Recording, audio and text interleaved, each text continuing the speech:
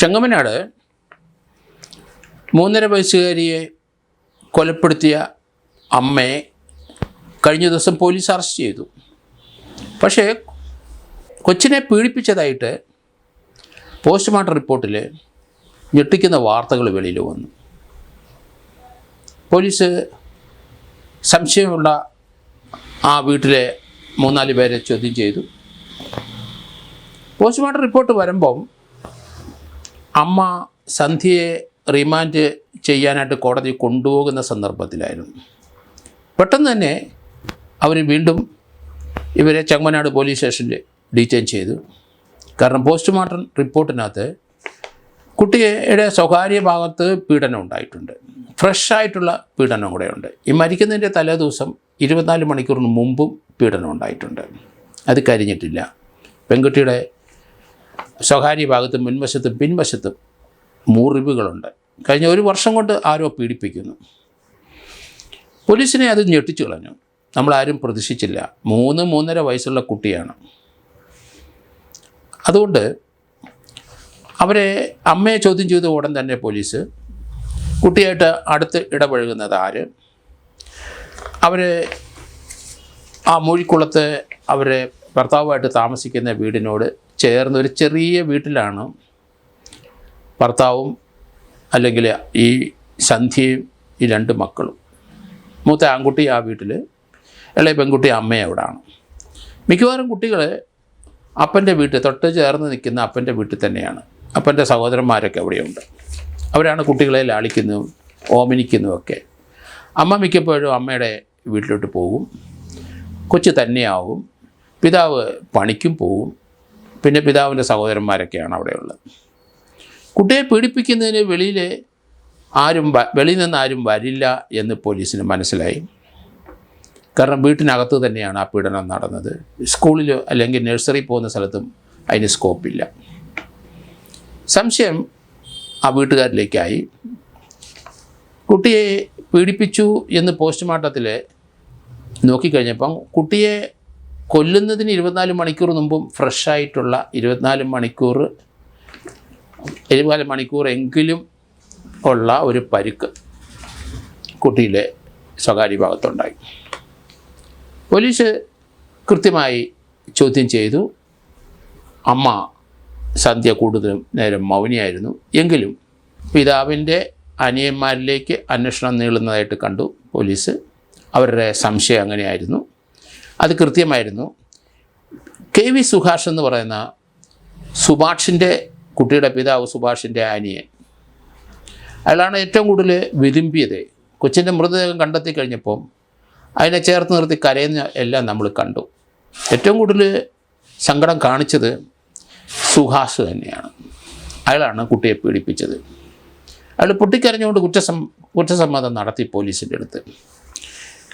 അവിടുത്തെ പുത്തൻകുരിശ് DYSP അതുപോലെ ചെങ്ങമനാട് SHOയും അവർക്ക് സാന്നിധ്യത്തിൽ 2 കേസുകളുടെയും അന്വേഷണം നടത്തുന്ന അഡീഷണൽ SP കൃഷ്ണനാണ്. ഏതായാലും കേസിൻ്റെ പുതിയ വെളിപ്പെടുത്തൽ വന്നതോടുകൂടി തന്നെ പോസ്റ്റ്മോർട്ടത്തിലെ ആ വെളിപ്പെടുത്തലോടുകൂടി പുത്തൻകുരിശ് പോലീസ് സ്റ്റേഷനിലും ഒരു കേസ് രജിസ്റ്റർ ചെയ്തു. പോക്സോ കേസുണ്ട്. ആ കുട്ടിയെ പീഡിപ്പിച്ചതിനുള്ള പോക്സോ കേസിൽ അതുപോലെ ഒപ്പം തന്നെ ബാലനീതി വകുപ്പ് പ്രകാരം, ബാലനീതി വകുപ്പിൻ്റെ സെക്ഷൻ 6, അത് കുട്ടിയെ ലൈംഗികമായി പീഡിപ്പിച്ച് ഇൻസർഷനും സെക്ഷൽ അസോൾട്ടും ഒക്കെ വരുന്ന ആ സെക്ഷൻ അനുസരിച്ചാണെങ്കിൽ ലൈഫ് ഇംപ്രിസൺമെൻറ്റ് ശിക്ഷ കൊടുക്കും. ബാലനീതിയിലെ സെക്ഷൻ 6.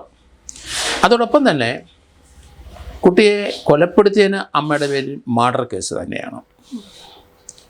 ഒരു അബാൻഡൻഡ് ചൈൽഡ് എന്ന് ഞാൻ നേരത്തെ പറഞ്ഞു. കുട്ടിയെ ആരും നോക്കുന്നില്ല. അമ്മയും ശ്രദ്ധയില്ല, അപ്പനും ശ്രദ്ധയില്ല.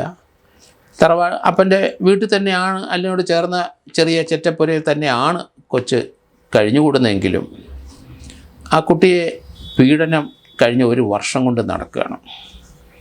കേരളത്തെ ഞെട്ടിച്ച സംഭവം തന്നെയാണ്. കുട്ടിയെ എറിഞ്ഞു കൊല്ലുന്നു അമ്മ, അവരുടെ ഭർത്താവിൻ്റെ അനിയൻ കൊച്ചിനെ പീഡിപ്പിക്കുന്നു. അത് 3-3.5 തളിര് പോലെ കുഞ്ഞു കൊച്ചിനെയാണ് പീഡിപ്പിക്കുന്നത്. ഇവരൊക്കെ മനുഷ്യമൃഗങ്ങൾ തന്നെയാണ്. അമ്മയും മനുഷ്യമൃഗമാണ്. അതുപോലെ തന്നെ പിതാവിൻ്റെ അനിയൻ സുഹാഷും മനുഷ്യമൃഗങ്ങൾ തന്നെയാണ്. അവർക്ക് ബോധമില്ല, ബുദ്ധിയില്ല എന്ന് നമുക്ക് മൃഗങ്ങളുടെ ആ ചേഷ്ട വാസനകളൊക്കെ കാണിക്കുകയാണ്. സംസ്കാരവും വിദ്യാഭ്യാസവും മനുഷ്യൻ്റെ ബുദ്ധിയൊക്കെ പരിഗണിക്കേണ്ടത് ആൾക്കാർ അതെല്ലാം മറന്നിട്ട് അത് കാട്ടിലെ ജീവികൾ എങ്ങനെ പെരുമാറുന്നു ആ രീതിയിൽ തന്നെയാണ് നാട്ടിലും അവരുടെ വീട്ടിലും പെരുമാറിയത്. പോലീസ് ഇപ്പം കുട്ടിയുടെ അമ്മ സന്ധ്യയെ കസ്റ്റഡി ചോദിക്കുന്നുണ്ട്. 7 ദിവസം ചോദിച്ചു, 5 ദിവസം കസ്റ്റഡിയിൽ അനുവദിച്ചിട്ടുണ്ട്. വളരെ വിശദമായി കുട്ടിയെ ഈ അമ്മയെ ചോദ്യം ചെയ്യും. കുട്ടി എങ്ങനെയാണ് വളർന്നത്, ആ കുട്ടി ആരാണ് കുട്ടിയെ സംരക്ഷിച്ചുകൊണ്ടിരുന്നത്, അതിലൊക്കെ അവർക്ക് ഉത്തരവാദിത്തമുള്ളവരൊക്കെ അതിൽ നിന്നൊക്കെ പിൻവാങ്ങി എന്നുള്ളതാണ്. ആ കുട്ടി ഒരു അബാൻഡൻ ചൈൽഡെന്ന് ഞാൻ ഉപേക്ഷിക്കപ്പെട്ട ഒരു കുട്ടി തന്നെയായിട്ടാണ് വളർന്നു വന്നിരിക്കുന്നത്. അത് കൂടുതൽ ആ കുട്ടിക്ക് ഒരു പരിരക്ഷ മറ്റുള്ള സർക്കാരിൻ്റെ ഏജൻസികളോ ആണെങ്കിൽ തീർച്ചയായിട്ടും ഉണ്ടാകും. അവിടെയൊക്കെ പലരും ഇതുപോലെയുള്ള ഉപേക്ഷിക്കപ്പെട്ട കുട്ടികൾ, മാതാപിതാക്കൾ ഉപേക്ഷിച്ച കുട്ടികൾ, അല്ലെങ്കിൽ മാതാപിതാക്കൾ ജയിലിൽ പോയപ്പം കുട്ടികളെ സർക്കാർ വളർത്തുന്നുണ്ട്. അത് നല്ല സംരക്ഷണം കൊടുക്കുന്നുണ്ട്, വിദ്യാഭ്യാസം കൊടുക്കുന്നുണ്ട്. അപ്പോൾ അങ്ങനെയുള്ളൊരു സ്ഥലത്ത് ലഭിക്കുന്നതിൻ്റെ ഒരു സംരക്ഷണം പോലും സ്വന്തം വീട്ടിൽ കൊച്ചിന് ലഭിച്ചില്ല എന്നാണ് ഇപ്പം മനസ്സിലാകുന്നത്. ഇയാളുടെ ക്രിമിനൽ പശ്ചാത്തലമൊന്നും പിതാവിൻ്റെ അനിയന് സുഹാഷിനില്ല. എങ്കിലും അയാളുടെ മൊബൈൽ ഫോണ് പോലീസ് കണ്ടെടുത്തിട്ടുണ്ട്. അതിനകത്ത് സെക്സ് വൈകൃതങ്ങളൊക്കെ അദ്ദേഹം നോക്കിക്കൊണ്ടിരിക്കുന്നത് കാണാം. അത് തന്നെയാണ് വീട്ടിലും സ്വന്തം അച്ഛൻ്റെ അനിയനാണ് അത് ചെയ്തത്. ഏതായാലും ആ പോസ്റ്റ്മോർട്ടമാണ് കേസ് മൊത്തമായി തിരിച്ചു മറിക്കാൻ കാരണം സത്യമായ ഒരു കാര്യങ്ങൾ വെളിയിലിട്ട് വന്നു. കൊച്ചിന് അറിവില്ല, സെക്സ് എന്താണെന്ന് ആ കുട്ടിക്ക് അറിയത്തില്ല, അത് എക്സ്പ്രസ് ചെയ്യാൻ കഴിയില്ല, അതിൻ്റെ പ്രൈവറ്റ് ഏരിയയിലൊക്കെ പീഡിപ്പിച്ചുകൊണ്ടിരുന്നു. അങ്ങനെയാണ് ജീവിതം എന്നാണ് കരുതിയിരിക്കുന്നത് ആ കൊച്ച്. കാരണം അതിന് അറിഞ്ഞുകൂടാ, എക്സ്പ്രസ് ചെയ്യാൻ അറിഞ്ഞുകൂടാ, സെക്സ് എന്ന് പറഞ്ഞാൽ എന്താണെന്ന് അറിഞ്ഞുകൂടാ. അങ്ങനെയുള്ളൊരു കൊച്ചിനെയാണ് പീഡിപ്പിച്ചതെന്ന് വിചാരിച്ചോണം. അമ്മ എന്തായാലും ശരി ഇപ്പം വലിയ മൗനിയായിട്ട് കാണുന്നുണ്ട്. അവർ ചെയ്തു പോയ പ്രവൃത്തിയിൽ ദുഃഖം ഉണ്ടായിരിക്കാം.